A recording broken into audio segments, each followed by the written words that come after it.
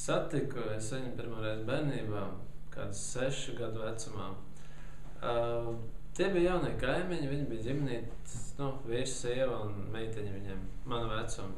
Un mana vecāka, kā jau tādi pieklājīgi kaimiņi mēs būtu, un gāja iepazīties ar viņiem, protams, ar ciemu Kukuli. Un tas sanāca tā, ka mēs iepazināmies visi un gadu laikā palikām pa labām ģimenēm, draugiem, un tā meitenīte man nepatikās. Tad bija momenti, kad es mēģināju kaut kā pievērst viņas uzmanību. Tas nekādu nesanāca, bet īstenībā viņi arī to zināja. Kad viens otram patikām, abi divi simpātijas izrādījām, bet kaut kā nemanījām to. Es mēģināju visādīgi viņai pienes, slepas, puķis un konfetes. Protams, slēku pusceļā nobijos un atstāju to visu novārtē un aizskrēju. Neiedevis viņai rokās neko. Vienīgi sanācis ir kobildi beigas mokā.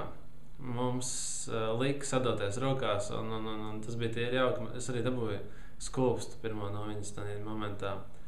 Bet, diemžēl, sanāca tā, kad viņi pārvācās arī uz citurieni un tā neesmu redzējis viņu kopš tiem laikiem. Tā arī bija mana pirmā mīlestība un tīri jauka sanāk, kas bija.